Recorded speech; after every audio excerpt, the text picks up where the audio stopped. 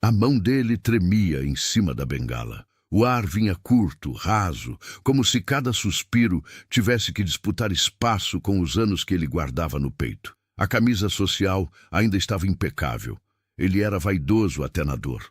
Mas ali, no meio da sala, entre a poltrona e o relógio antigo, o corpo dele estava cedendo, e ninguém sabia o que fazer. Foi quando a voz dela cortou o desespero. "Respira, eu sou médica."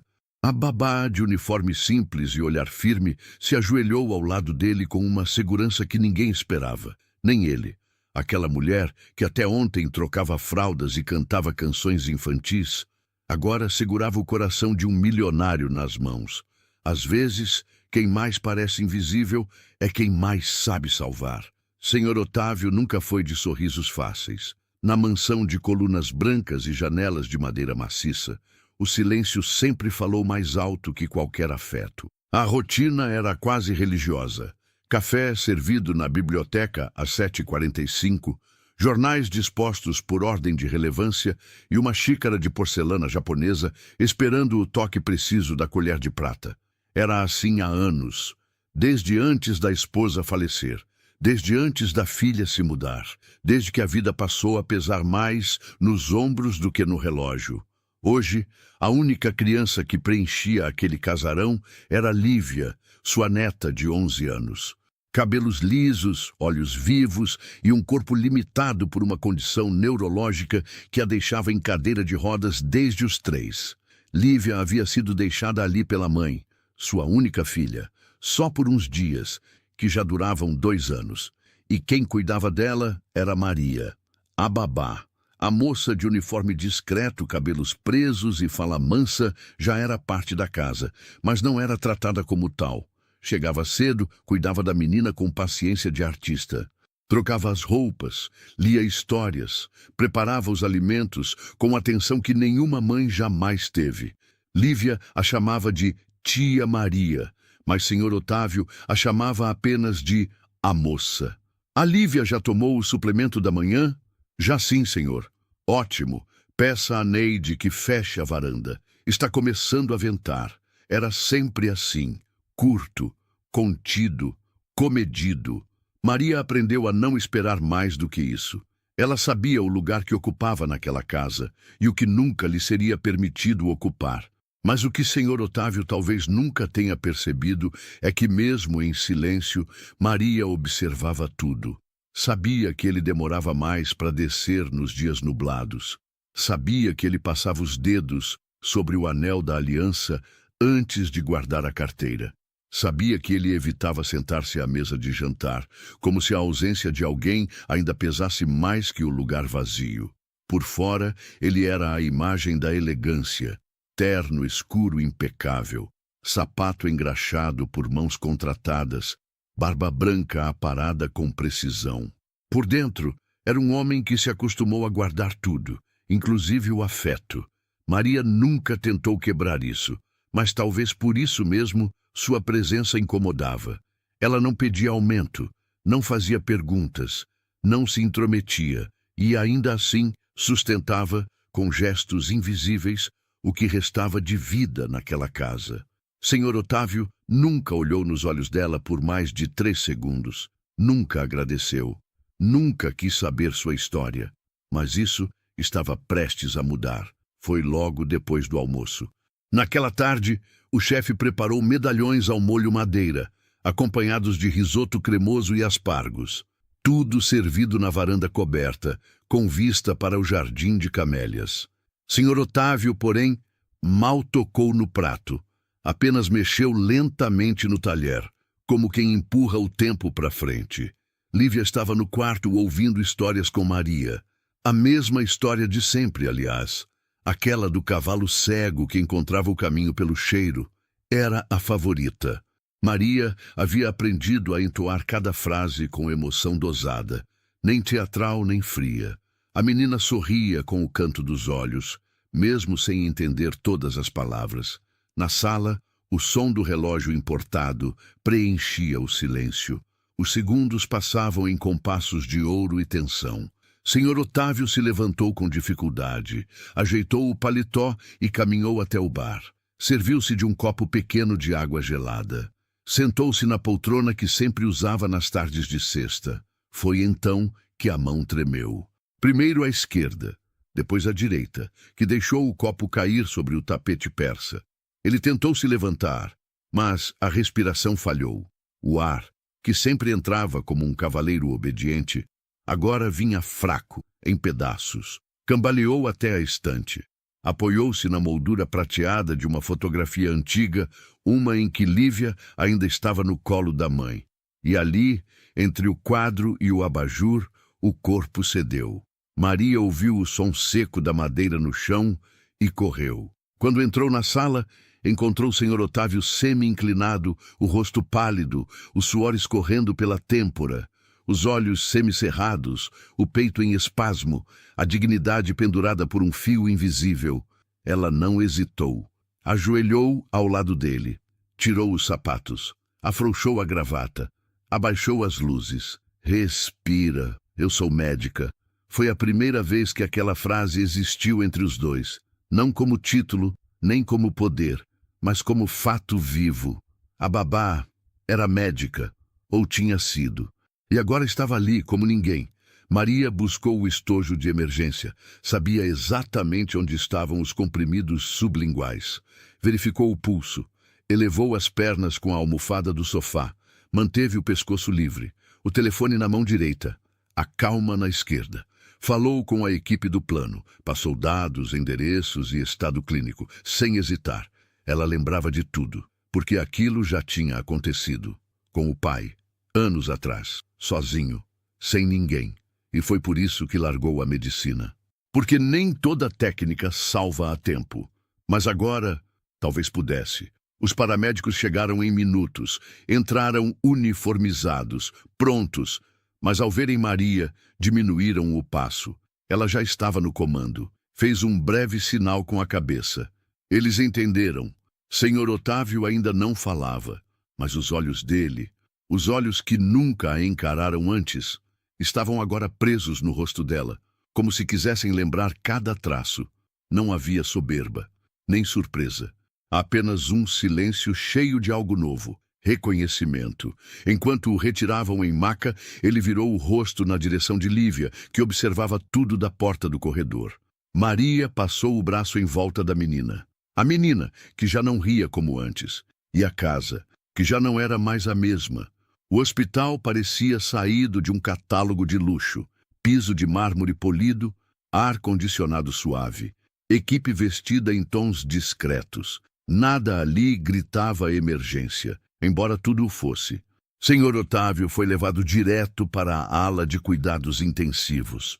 Os exames vieram rápidos, os procedimentos também. O diagnóstico era claro. Crise aguda de angina instável, potencial pré-infarto. E segundo o médico da família, por pouco não foi fatal. Maria ouviu tudo em pé, ao lado da maca sem interromper. Só assentia, com a postura de quem compreendia cada termo e sentia cada palavra.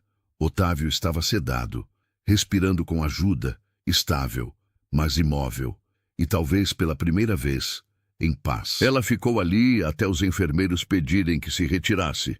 Pegou a bolsa, desceu os corredores longos e frios e saiu sem dizer nada. Do lado de fora, o sol era forte demais. Na calçada, a cidade parecia não ter a menor ideia do que havia acabado de acontecer. Na casa, a ausência dele era nítida. A mesa do café foi posta como sempre, mas o guardanapo dobrado ao lado direito ficou intocado. Lívia perguntou por ele com um tom baixo, como quem sente antes de saber. O vovô tá melhorando? Tá sim, meu anjo. Ele vai voltar? Maria não respondeu. Ela seguiu o dia como se estivesse dentro d'água. Cada gesto mais lento, cada decisão mais pesada. Ligou para a filha de Otávio, a mãe de Lívia, e explicou o ocorrido. A mulher respondeu com a voz abafada de quem estava resolvendo coisas e prometeu aparecer assim que possível. Já era o segundo dia. À noite, Maria arrumou o quarto da menina com mais cuidado do que o habitual. Deixou a luz do abajur acesa. Fez um chá de camomila. Sentou ao pé da cama e, dessa vez, não leu nenhuma história. Ficaram em silêncio, e mesmo a criança entendeu que aquele silêncio era diferente. Na suíte principal, o perfume amadeirado que Otávio usava ainda pairava no ar. Maria entrou para recolher a roupa que ele deixara dobrada sobre a poltrona, mas parou ao ver um detalhe: o copo de cristal com água, ainda pela metade. Ela olhou. Pensou em tirar, mas não tirou. Deixou tudo exatamente como estava. Como quem respeita um ritual que não entende, ou como quem intui que certos objetos também sentem falta. Ao deitar-se, ela sentiu algo estranho no corpo. Não era cansaço, era outra coisa. Era o peso de ter sido vista, pela primeira vez.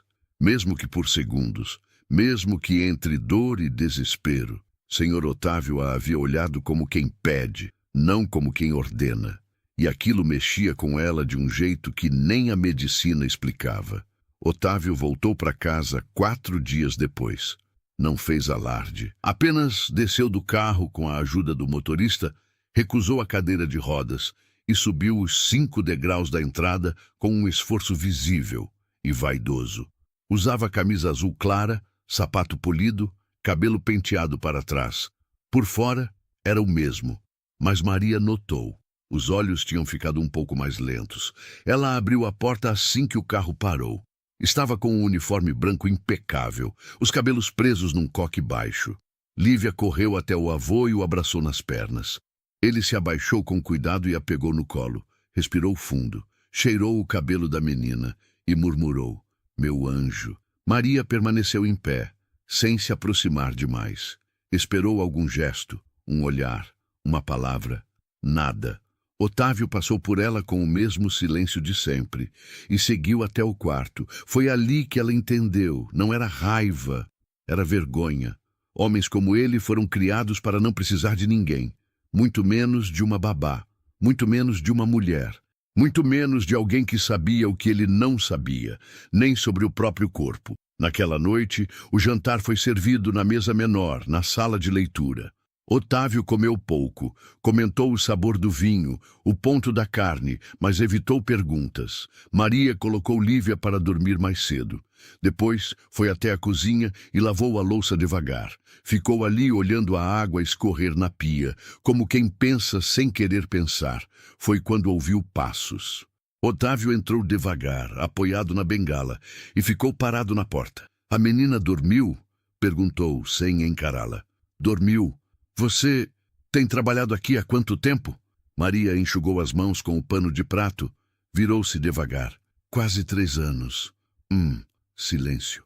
O médico disse que sua intervenção foi crucial. Não fiz mais que o necessário, Sr. Otávio." Outro silêncio. Esse, mais pesado. Ele tentou dizer algo. A voz falhou. "O que aconteceu comigo?" começou. "Foi um susto. Foi um aviso." Ele levantou os olhos. Primeira vez naquela noite que os dois se olharam por inteiro. "O senhor pode não acreditar, mas o corpo sempre avisa. Eu não costumo ouvir meu corpo. Talvez seja a hora de começar." Otávio sorriu. De leve, um canto da boca apenas. "Você sempre foi assim? Assim como? Tão segura?" Maria pensou um instante. "Eu só sei o que fazer quando a dor aparece. No resto, eu erro como todo mundo." Ele assentiu. Depois, olhou em volta. "A casa parece outra. O senhor também." Foi nessa hora que ele puxou a cadeira e sentou. "Sabe, Maria, durante muito tempo eu achei que bastava pagar tudo, manter tudo no lugar, e que isso seria suficiente. Não é. Eu sei." Ele ficou quieto por um tempo. Depois murmurou: "Eu não lembro do rosto da enfermeira que cuidou do meu pai, mas lembro que ela me segurou pela mão e que eu parei de chorar." Maria ouviu sem responder. Ele continuou: "O que você fez, eu não vou esquecer." Ela respirou fundo e apenas disse: "Obrigada." Otávio levantou-se, caminhou até a porta e parou. "A propósito, sim, a partir de agora, pode deixar de lado esse senhor, como preferir. Me chama de Otávio." "Está bem, Otávio." Ele sorriu de novo e saiu. Maria ficou ali, com as mãos sobre a pia seca, sentindo que algo havia mudado. Não o bastante para ser visível, mas o suficiente para ser sentido. E às vezes é disso que o coração precisa para continuar. Nos dias seguintes, a rotina mudou. Otávio passou a tomar o café da manhã na varanda, sob o toldo bege que ele nunca havia usado. Pedia café coado, pão francês fresco, suco natural. Mas o que realmente mudara era o modo como olhava. Agora ele dizia, bom dia.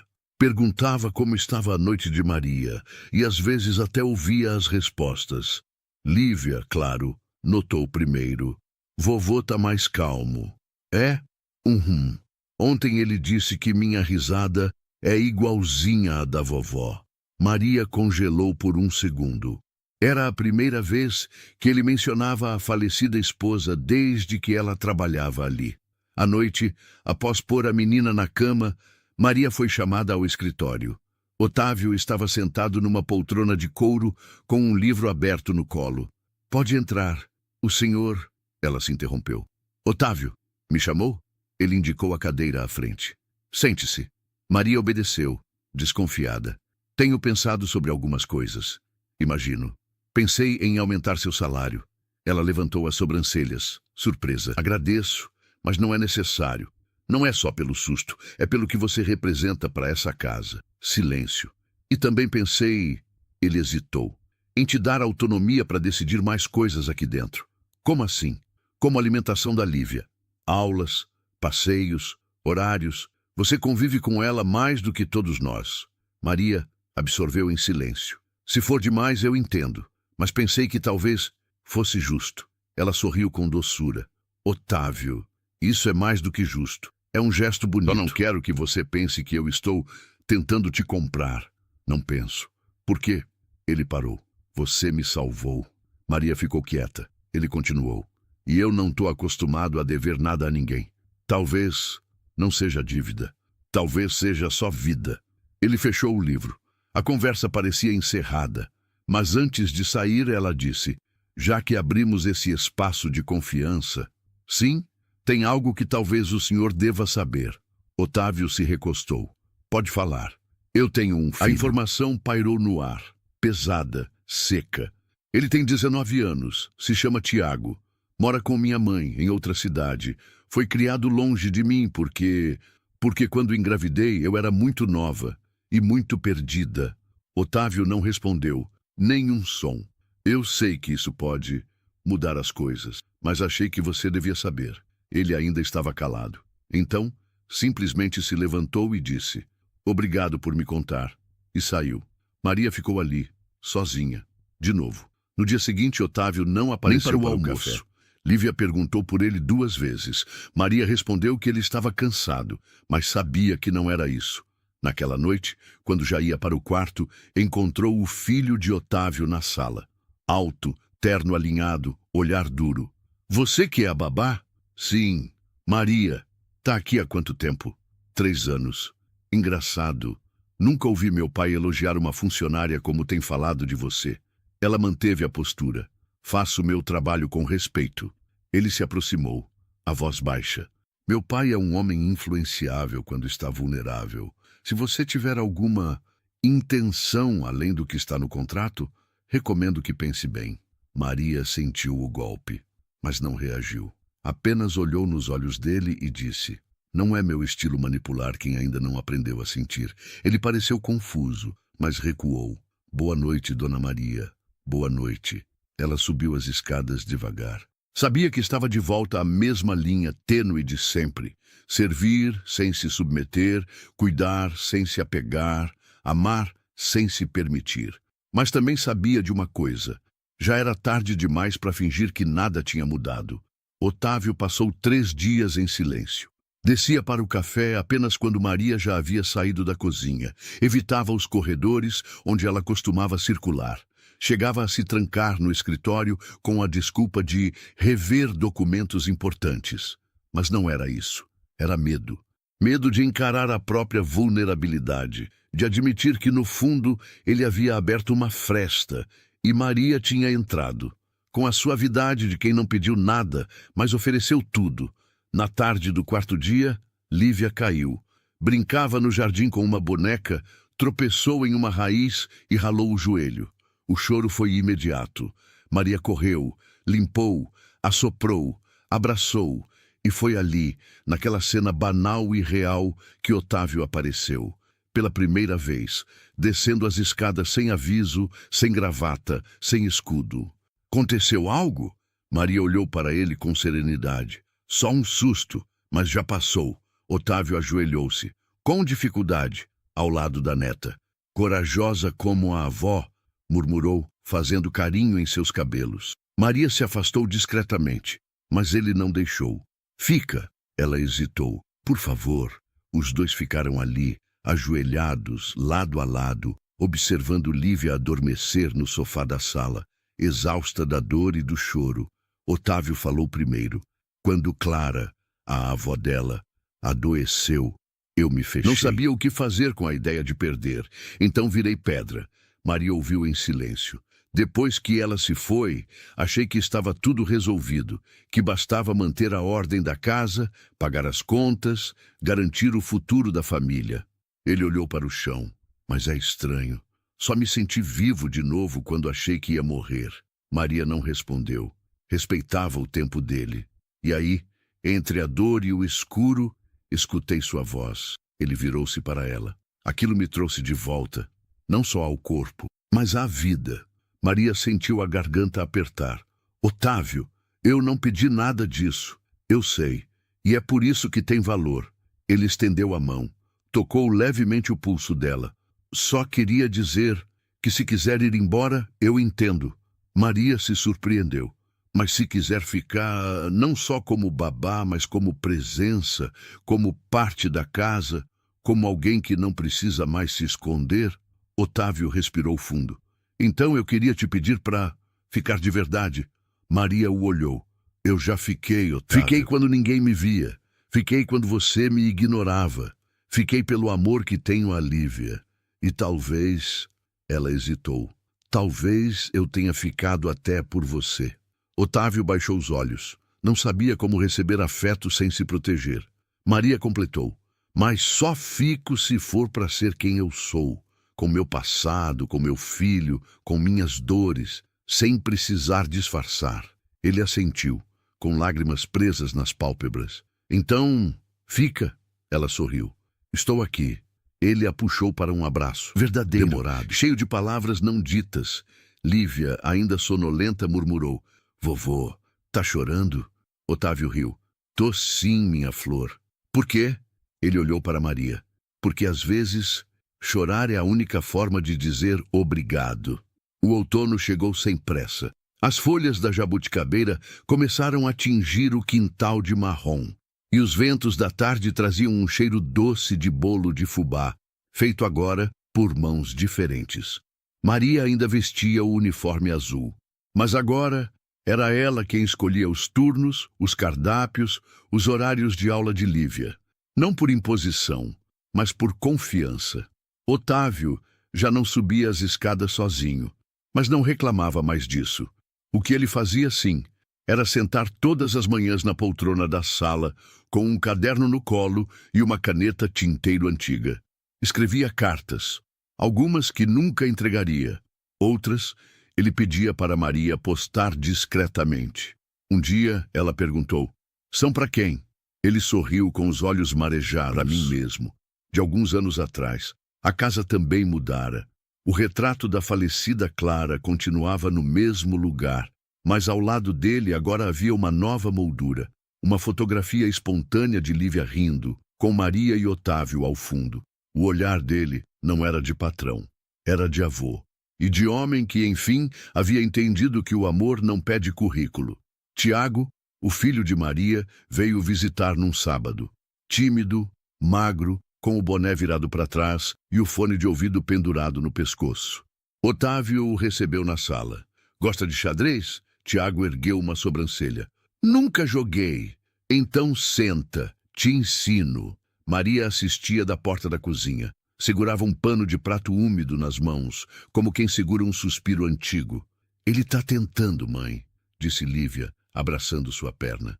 Tá, sim, ela respondeu emocionada. O O que antes era silêncio opressor agora era silêncio confortável. Havia barulho de panela, de riso, de televisão ligada ao fundo, mas, principalmente, havia presença. Um dia, Maria encontrou uma caixa pequena no criado mudo de Otávio. Dentro havia um broche antigo, dourado, com uma pérola ao centro, e um bilhete escrito à mão. Não é presente, é devolução. Por tudo que o mundo te tirou, que isso te lembre que alguém te viu inteira. Ela não soube o que dizer, apenas fechou os olhos e chorou pela primeira vez sem medo de ser vista. Do lado de fora, a vida seguia seu rumo. Mas naquela casa de janelas amplas e mágoas antigas, um homem que só sabia mandar, aprendeu a escutar. E uma mulher que passou a vida servindo, finalmente foi acolhida. Quantas vezes você já foi tratado como invisível, mesmo carregando o mundo nas costas? Quantas vezes você precisou salvar alguém em silêncio, sem receber nenhum obrigado? Maria não pediu respeito, ela conquistou, com firmeza, paciência e um coração que nunca deixou de sentir. Otávio só entendeu isso quando quase perdeu tudo. Porque às vezes a vida espera que a gente caia, para mostrar quem realmente está disposto a segurar a nossa mão. Agora me diz, você já passou por isso? Já cuidou, já protegeu, já insistiu, sem ninguém reconhecer? Ou foi você quem demorou para enxergar o valor de quem estava sempre ali? Me conta nos comentários. Às vezes, a sua história pode tocar alguém que ainda vive calado. E se isso te lembrou alguém que te protege em silêncio, compartilha. Porque tem gente que só precisa ser vista para começar a florescer. O som seco do tapa ecoou pela sala de jantar como um trovão. O impacto fez vibrar as taças de cristal, silenciou as conversas e congelou os olhares. Naquele instante, diante da família reunida, Dona Célia não era vista como mãe, era tratada como um incômodo. O agressor não era estranho. Era o próprio filho, Otávio Júnior, que se levantara da ponta da mesa tomado por raiva. O rosto vermelho, o olhar faiscando e a frase cuspida com desprezo. Velha inútil, você só envergonha essa família. Saia daqui agora. O silêncio que se seguiu pesou mais que a dor no rosto dela. Nenhum parente ousou defendê-la. Empregados imóveis fingiam não ver. Célia estava de luto. Ainda usava o vestido preto simples do velório do marido, o velho Otávio, falecido dias antes. Mal tivera tempo de chorar sua ausência e já era obrigada a enfrentar outra perda, o respeito do próprio filho. Na cabeceira oposta, de braços cruzados e expressão triunfante, estava Camila, a nora. Filha de um magnata do setor imobiliário, carregava nos olhos a soberba de quem sempre acreditou ser superior. Para ela, aquilo era o desfecho natural. Desde o início do casamento, tratava a sogra como intrusa. Camila nunca disfarçou. Olhava para Dona Célia como se fosse uma empregada. Agora, com o marido repetindo seu desprezo, não precisava mais fingir respeito. Ao redor, alguns parentes cochichavam, outros abaixavam a cabeça. A mesa ostentava iguarias importadas, guardanapos bordados, pratos elaborados. Em contraste, a figura frágil da mãe parecia destoar daquele cenário de abundância. E foi impossível não lembrar dos caminhos que a trouxeram até ali. Quantas noites costurando a luz fraca de uma lâmpada, quantos turnos extras em consultórios e casas de família, quantas vezes deixou de comer para garantir estudo ao filho. E agora, o mesmo menino que embalara nos braços tinha coragem de erguer a mão contra ela. Não havia lágrimas em seus olhos, apenas um silêncio que queimava mais do que qualquer resposta. Porque dentro dela, misturado à dor, havia algo que ninguém naquela sala poderia imaginar. Algo guardado por anos, pronto para ser revelado no momento certo. Muito antes da humilhação diante da família rica do filho, Dona Célia era sinônimo de força silenciosa. Filha de um pedreiro e de uma costureira da periferia de São Paulo, aprendera cedo que o mundo não tinha piedade. Ainda menina, ajudava a mãe a costurar barras de calças e pregava botões, enquanto acompanhava o pai em mutirões aos fins de semana. Sua infância foi marcada por calos nas mãos e pela certeza de que, para sobreviver, era preciso trabalhar mais do que descansar. Na juventude, conheceu Otávio Pai, mecânico de bairro. Não tinha muito, mas carregava nos olhos a honestidade que bastava.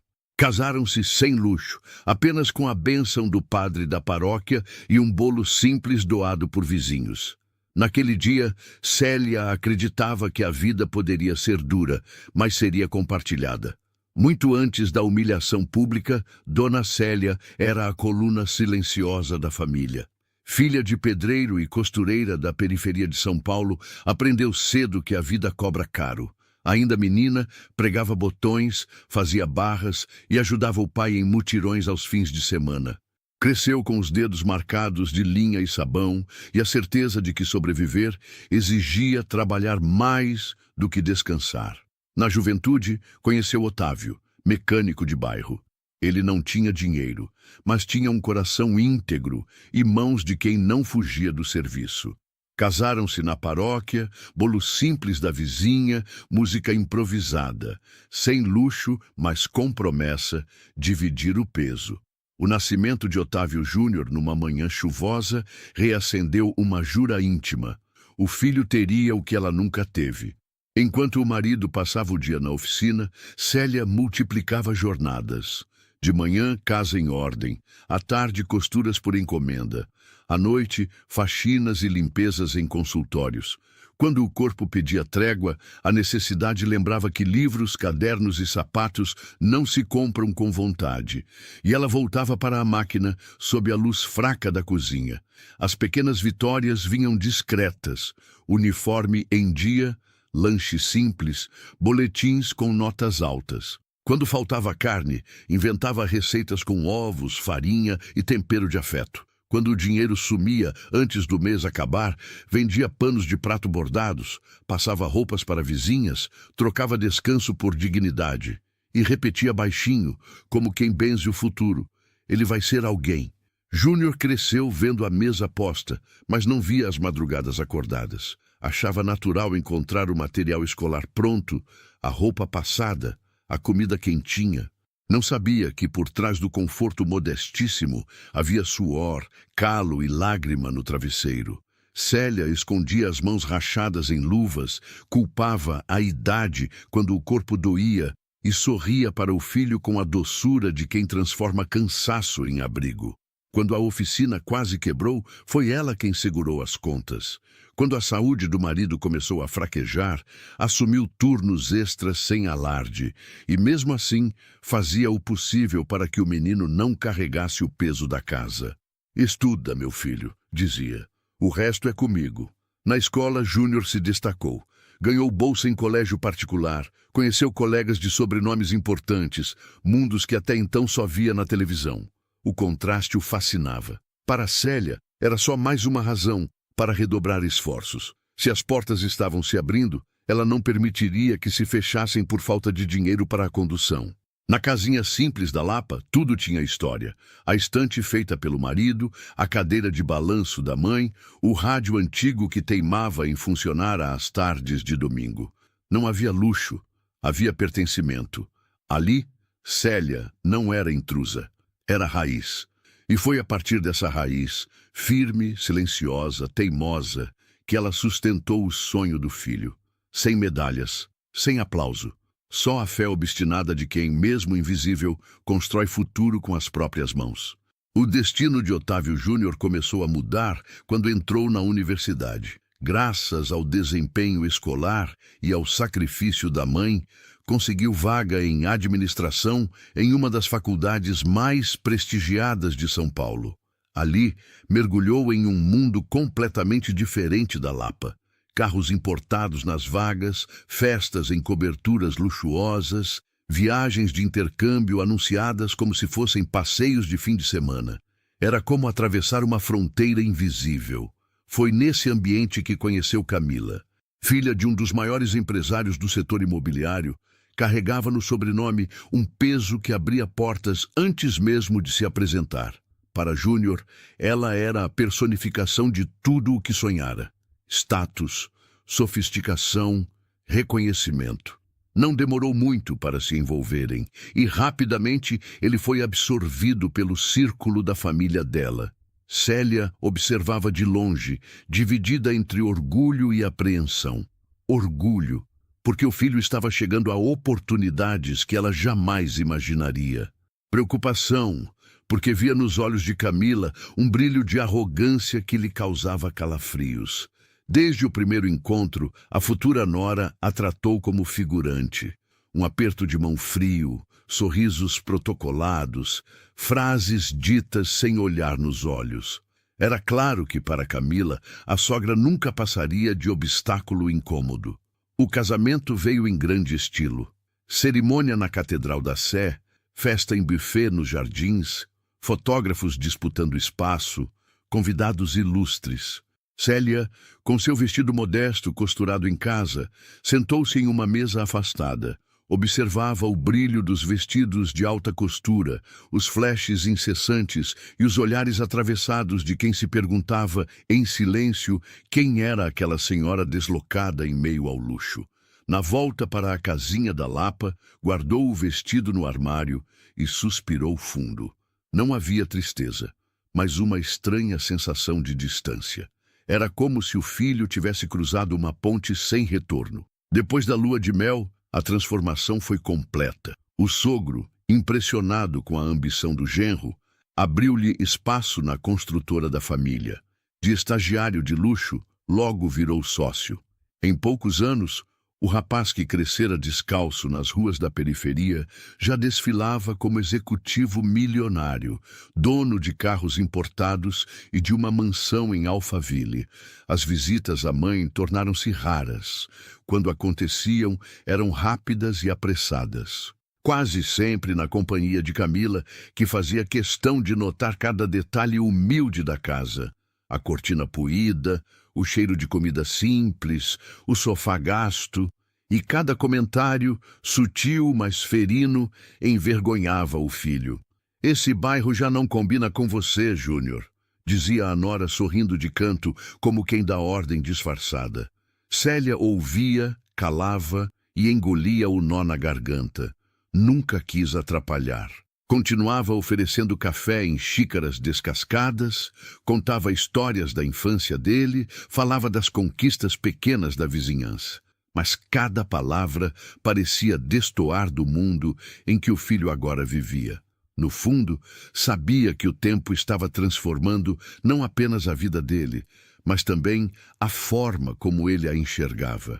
O menino que um dia correra descalço pelas ruas da Lapa começava a olhar para a própria mãe como quem olha para uma lembrança incômoda.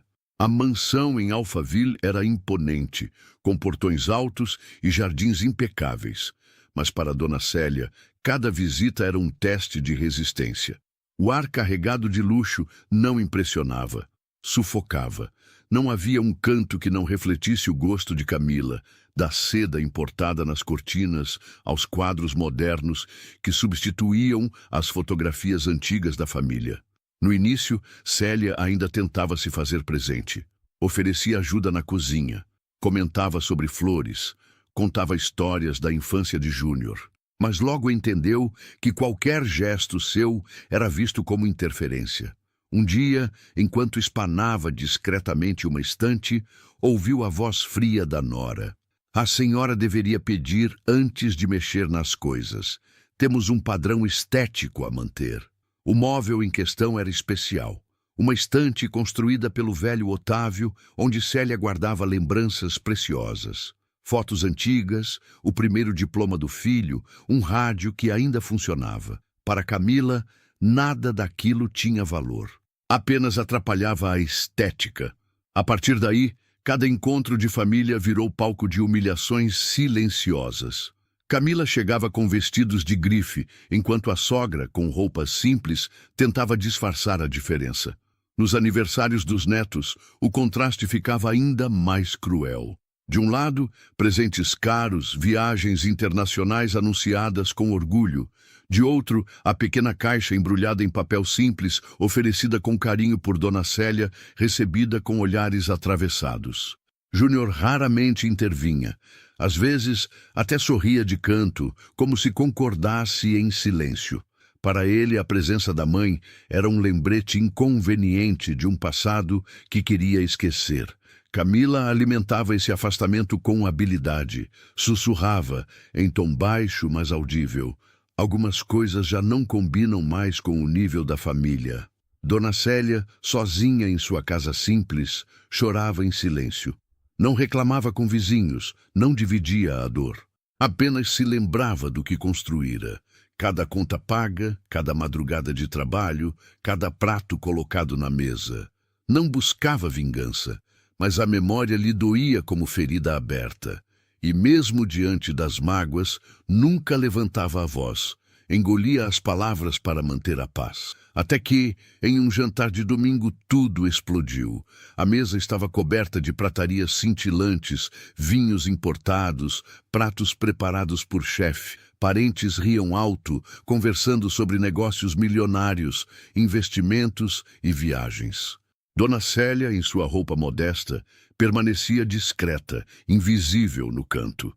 Foi então que, entre uma taça e outra, ousou lembrar de um detalhe da infância do filho.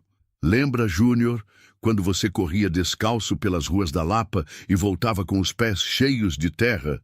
Era uma lembrança doce, mas atingiu Júnior como ofensa.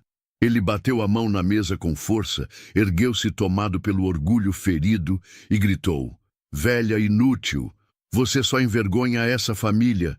Saia daqui agora." E antes que alguém reagisse, sua mão atingiu o rosto dela. O som seco ecoou pelo salão, gelando cada convidado. O silêncio que se espalhou depois do tapa foi sufocante. As taças de cristal ainda vibravam levemente sobre a mesa, mas ninguém ousava se mover. Parentes desviavam o olhar.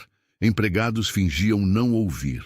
Camila, de braços cruzados, exibia um sorriso discreto, como quem finalmente vencera uma batalha antiga.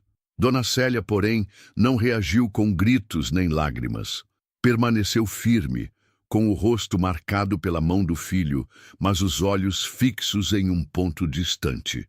Naquele instante, não era só dor que habitava seu peito. Era também a lembrança de algo guardado, quase esquecido, mas que poderia virar a história de ponta cabeça. Saiu da mansão em silêncio, carregando apenas sua bolsa simples. Na calçada, ajeitou o casaco surrado e caminhou com passos firmes. Não pediu carona, não olhou para trás. Cada passo soava como promessa silenciosa. Não seria apagada. Ao chegar em sua casa simples, na Lapa, o contraste foi gritante. Paredes descascadas, móveis antigos, mas tudo carregado de memórias. A cadeira de balanço herdada da mãe, o rádio antigo do marido, fotografias amareladas em porta-retratos. Ali, cada objeto lembrava que, mesmo sem luxo, ela tinha pertencimento. Sentou-se à mesa e passou a mão no rosto dolorido. Depois abriu a gaveta de ferro, onde guardava papéis importantes. Entre contas e recibos antigos, havia uma pasta plástica transparente. Dentro dela, contratos, escrituras e um envelope marrom. Era a lembrança da última conversa com Otávio pai, meses antes de partir. Debilitado pela doença, o marido pedira que ela guardasse aqueles documentos. Se um dia te desrespeitarem, se tentarem te expulsar, esses papéis vão ser sua voz quando a sua não for ouvida. Na época, Célia não quis acreditar que o próprio filho poderia se voltar contra ela. Mas agora entendia que o marido havia previsto tudo. No envelope, havia registros de empréstimos pagos com o esforço dela, a escritura da casa simples e, sobretudo, um adendo em cartório que a colocava como corresponsável em parte dos negócios iniciais do filho, quando ele ainda dependia de sua assinatura para conseguir crédito, provas concretas de que não era figura descartável. Célia fechou a pasta com cuidado, como quem segura uma arma invisível. Não queria vingança, queria dignidade. E pela primeira vez em muito tempo adormeceu sem lágrimas, mas com um plano silencioso formado dentro de si. E me diga uma coisa, de onde você está assistindo essa história agora? Quero muito saber nos comentários. E mais, se fosse você no lugar de Dona Célia, como reagiria diante de uma humilhação dessas? Aproveite e já deixe o seu like, se inscreva no canal e compartilhe essa história. Isso ajuda muito a trazer novas histórias emocionantes para você. 3 dias depois do tapa, Dona Célia acordou cedo. Vestiu o mesmo casaco gasto e tomou o ônibus lotado rumo ao centro de São Paulo. No colo, a bolsa simples escondia a pasta plástica transparente. Do lado de fora, a cidade pulsava com pressa, mas dentro dela havia uma serenidade rara. Cada passo era calculado. Sabia exatamente aonde ir. O destino era o banco onde, por décadas, mantivera discretamente uma caixa de segurança. Os funcionários já a conheciam pelo nome. Ao chegar, foi conduzida por um atendente jovem até a sala reservada. Suas mãos enrugadas tremeram ao girar a chave. Dentro da caixa, encontrou o envelope pardo com a caligrafia firme do marido.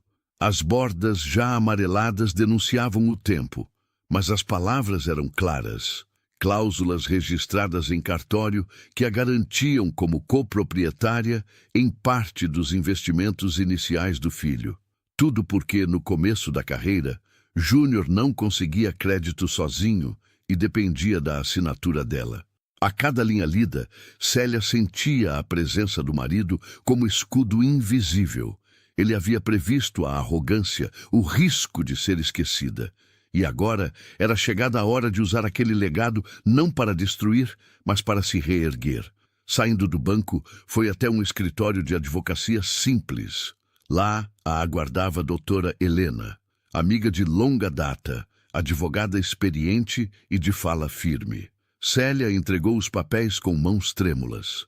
Helena examinou cada detalhe, conferiu assinaturas e registros e depois ergueu os olhos com seriedade. Dona Célia, a senhora tem em mãos uma carta de poder. Seu filho não pode ignorar isso. Mas me diga, o que a senhora deseja exatamente? Célia respirou fundo. Não queria ruína. Queria apenas respeito.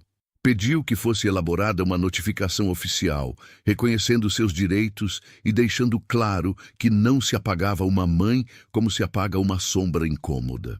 2 semanas depois, enquanto Júnior e Camila recebiam convidados em Alphaville, um oficial de justiça interrompeu a festa com um envelope registrado em cartório. Diante de todos, Júnior leu em voz alta.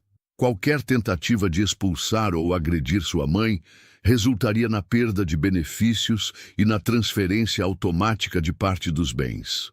O salão, antes cheio de risadas, mergulhou em silêncio constrangedor. Parentes cochichavam, empregados pararam de servir. Camila arregalou os olhos, furiosa. Júnior tentou manter a postura, mas a leitura em voz alta deixou evidente. A mãe que ele desprezara tinha voz, tinha lei e tinha prova. Pela primeira vez, o milionário se viu encurralado. O orgulho que o fazia erguer a mão contra a própria mãe agora pesava como corrente em volta do pescoço. Célia, em sua casa simples, recebeu a notícia com calma. Não vibrou, não comemorou.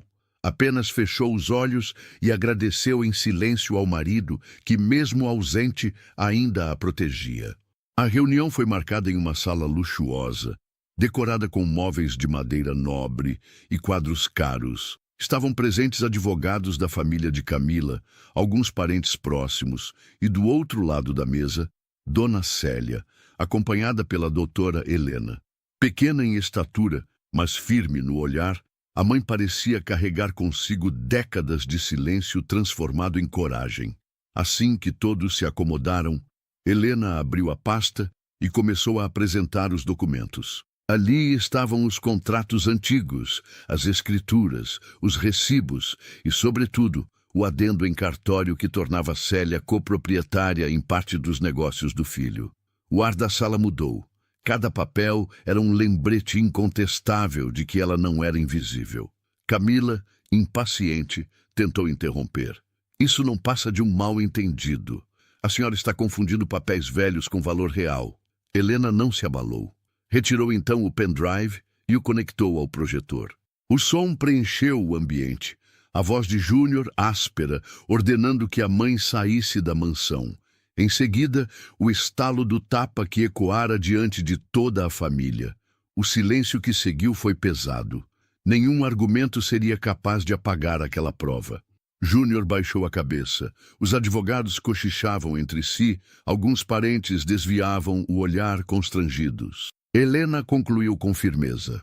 Conforme a cláusula registrada em cartório, qualquer agressão ou tentativa de expulsão anula os direitos do Sr. Otávio Júnior sobre os bens em questão. A partir deste momento, a totalidade das propriedades passa legalmente para Dona Célia. O impacto foi devastador. Camila ficou pálida, incapaz de esconder a raiva. Júnior, imóvel, parecia carregar nos ombros o peso da própria vergonha. Célia, por sua vez, levantou-se com calma. Recolheu os papéis e olhou para o filho, não com ódio, mas com tristeza. Sua voz saiu baixa, porém firme. Não estou aqui por vingança. Estou aqui para que você entenda que uma mãe não se apaga com um tapa. Eu construí essa história tanto quanto você, e não vou ser tratada como sobra. Ninguém ousou responder. A mãe simples, que até então fora invisível, agora ocupava todo o espaço da sala. Ao deixar a reunião, Célia não se vangloriou. Caminhou devagar pelos corredores do prédio luxuoso, segurando a pasta contra o peito. Do lado de fora, a chuva caía fina. Sentiu cada gota no rosto e fechou os olhos por um instante. Era como se finalmente tivesse lavado a humilhação da alma. Dentro da mansão, restava apenas o silêncio da derrota. Camila, furiosa, culpava o marido pela exposição. Júnior, envergonhado, não encontrava palavras. Pela primeira vez em muito tempo, o poder havia mudado de mãos. A notícia da reunião não ficou restrita às paredes da sala luxuosa. Em pouco tempo, parentes, vizinhos e até colegas de trabalho de Júnior souberam que o milionário havia levantado a mão contra a própria mãe e que ela não era a figura frágil que muitos imaginavam. Na vizinhança da Lapa, onde Dona Célia continuava vivendo, o respeito se renovou. Na padaria, no açougue, no ponto de ônibus, ouviu frases como: "Força, Dona Célia, a senhora é exemplo para todos nós." Pessoas que antes a viam apenas como mais uma senhora humilde, agora a encaravam como símbolo de resistência. Dentro da mansão, em Alphaville, o clima era outro. Camila, furiosa, não aceitava que a sogra tivesse se imposto. Evitava encontros de família e pressionava Júnior a reverter a situação. Mas não havia brechas. Os papéis eram oficiais, a cláusula era válida e a gravação inquestionável. O poder que exercia sobre o marido começava a se esfarelar. Júnior mergulhou em silêncio desconfortável. O homem de negócios, antes confiante e altivo, passou a ser alvo de cochichos e comentários maldosos. Colegas e sócios comentavam pelas costas e sua imagem pública sofreu arranhões. De herdeiro promissor, passou a ser lembrado como o filho ingrato que humilhou a própria mãe. Para Célia, a maior mudança era interna. Continuava morando na mesma casa simples, com paredes descascadas e móveis antigos, mas agora caminhava pelas ruas de cabeça erguida. Não carregava mais o peso da invisibilidade. O silêncio que antes sufocava agora era escolha, não imposição. Mulheres do bairro começaram a procurá-la. Algumas pediam conselhos, outras apenas queriam compartilhar suas próprias dores. Célia as ouvia, com paciência e empatia, e aos poucos percebeu que não estava apenas recuperando sua dignidade, estava inspirando outras a fazerem o mesmo. Foi nesse ponto de reflexão que tomou uma decisão surpreendente. Reuniu-se novamente com a doutora Helena e anunciou: "Não quero viver acorrentada a bens que me lembram dor. Prefiro transformar tudo isso em algo que faça sentido. A advogada a ouviu em silêncio enquanto ela explicava seu plano. Venderia sua parte nos negócios e investiria o dinheiro na criação de um espaço de acolhimento para mulheres idosas em situação de abandono. Um lugar onde nenhuma senhora precisaria passar pela humilhação que ela vivera. Meses depois, o projeto tomou forma. No coração da zona leste de São Paulo, um prédio simples, mas acolhedor, começava a ganhar vida. Quartos arejados, jardim com bancos de madeira, cozinha comunitária. Um lar digno, pensado para dar voz e cuidado a quem tantas vezes fora silenciada. Na inauguração, dezenas de mulheres emocionadas se reuniram para agradecer. Algumas expulsas pelos filhos, outras abandonadas pelos maridos, todas carregando histórias de dor. E ali, diante delas, Dona Célia discursou com voz firme. Transformei a humilhação em força. Hoje, cada uma de vocês prova que dignidade não é favor, é direito.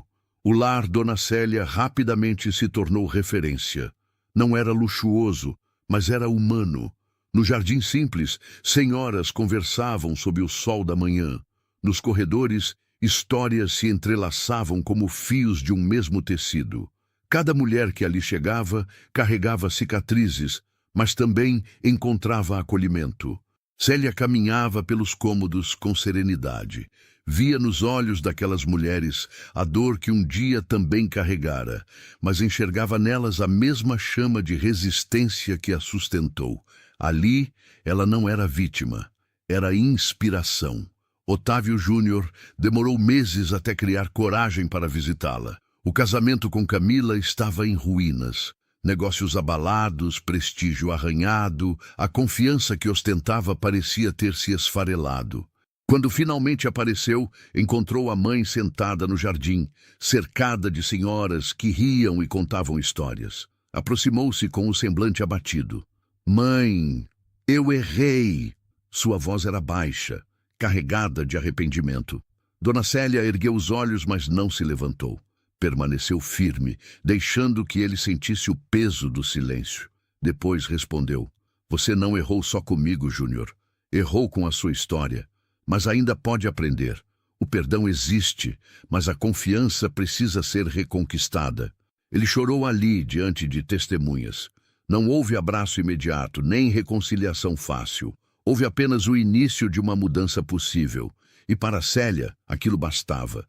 Não queria ver o filho arruinado, mas não voltaria atrás em sua decisão. Sua vida agora tinha outro propósito. Na inauguração oficial do lar, ela discursou diante de dezenas de pessoas, com voz firme e coração sereno. Um filho pode negar a própria mãe, mas uma mãe jamais deve negar a si mesma. Eu fui humilhada, mas transformei a dor em força. Hoje, cada uma dessas mulheres prova que respeito e dignidade não são favores. São direitos inegociáveis. O público aplaudiu de pé. Era a vitória silenciosa de uma mulher simples que ousou enfrentar o poder de um filho milionário e mostrar que amor não é submissão. Naquela noite, sentada em sua cadeira de balanço, Célia refletiu. Não guardava rancor, nem arrependimento. Guardava apenas a certeza de que tinha transformado sua história em legado. A vida lhe mostrara que, às vezes, é preciso perder um lar de tijolos para construir uma morada de respeito. E você, já parou para pensar quantas vezes o silêncio foi usado contra você? A história de Dona Célia nos mostra que dignidade não se pede, se conquista.